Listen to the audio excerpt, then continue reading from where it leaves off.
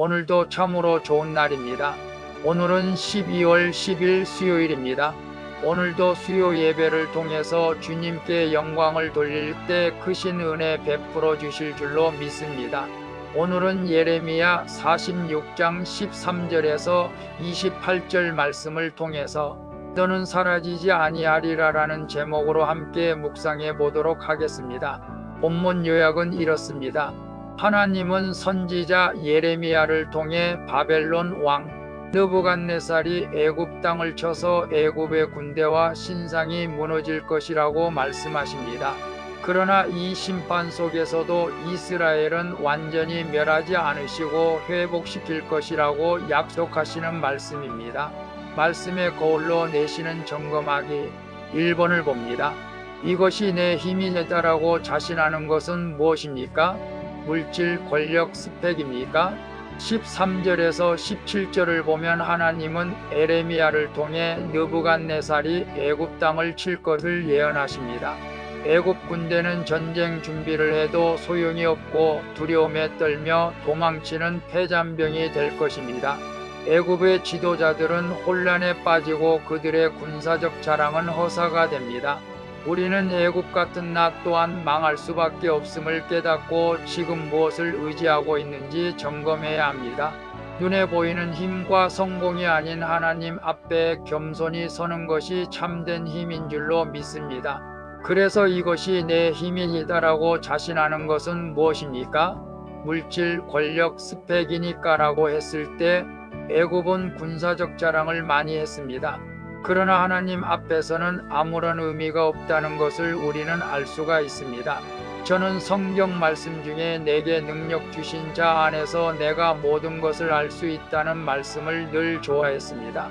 그러나 여기서 중요한 것은 내게 능력 주시는 자 안에서입니다.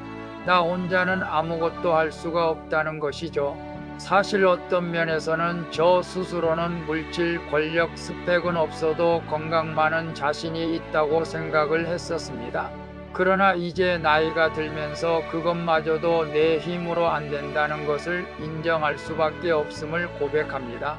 오늘 우리는 애굽 같아도 결국 망할 수밖에 없음을 깨닫고 내 힘과 눈에 보이는 성공이 아니라 우리는 하나님 앞에 겸손히 서는 것이 참된 힘이라는 것을 믿으시길 바랍니다. 2번을 봅니다. 하나님을 나의 왕으로 고백합니까? 내가 여전히 의지하는 애굽 신상은 무엇입니까? 18절에서 26절을 보면 에레미야는 하나님을 만군의 여호와 그의 이름은 왕이시리다라고 선포합니다. 하나님은 애굽의 신상과 백성 그리고 군대가 모두 수치를 당할 것이라고 말씀하십니다. 겉모습만 요란한 애굽은 하나님의 칼에 무너지며 그들이 의지하던 우상들과 연합군은 아무런 도움이 되지 못합니다. 그리고 결국 애굽의 교만은 아벨론이라는 도구에 꺾이고 맙니다. 우리 왕은 하나님 한 분이십니다. 따라서 우리는 내 삶의 주권을 주께 내드려야 합니다. 그래서 하나님을 나의 왕으로 고백합니까? 내가 여전히 의지하는 애굽 신상은 무엇입니까? 라고 했을 때 우리는 예레미야처럼 만군의 여호와 그의 이름은 왕이시다라고 고백할 수 있어야 합니다. 겉모습이 요란한 애굽은 하나님의 칼에 무너질 수밖에 없는 것처럼 우리가 의지하는 애굽 신상 즉 물질, 건강, 스펙, 권력 그것은 하나님 앞에서 아무런 힘이 되지 못한다는 것을 우리는 깨닫고 예레미야 선지자처럼 우리의 신앙은 하나님만이 나의 왕으로 고백해야 합니다. 그래서 여전히 애굽을 의지하는 것이 아니라 하나님을 의지하는 믿음이 가장 복된 삶인 줄로 믿습니다. 3번을 봅니다. 나는 하나님이 나를 멸망시키려고 징계하신다면 오해하지는 않습니까?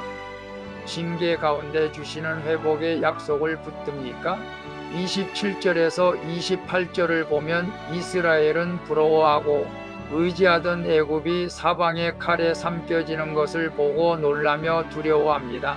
이런 이스라엘에게 하나님이 네 종 야곱아 두려워하지 말라 내가 너를 구원하겠다고 약속하십니다. 하나님의 징계의 목적은 멸망이 아니라 정결하게 하는 것입니다. 따라서 우리는 법대로 징계를 받을 때 그것이 하나님의 손길임을 믿고 소망을 잃지 말아야 합니다. 그래서 나는 하나님이 나를 멸망시키려고 징계하신다면 오해하지 않습니까? 징계 가운데 주시는 회복의 약속을 붙드니까라고 했을 때 이스라엘은 애굽을 의지하다가 징계를 받게 됩니다. 그 징계의 목적은 멸망이 아니라 정결하게 하는 것이죠. 오늘 우리를 하나님께서 징계하신다면 그건 결코 우리를 멸망하게 하려고 하는 것이 아니라는 것을 우리는 알아야 됩니다. 우리를 정결하게 하는 하나님의 뜻이 거기에 있습니다.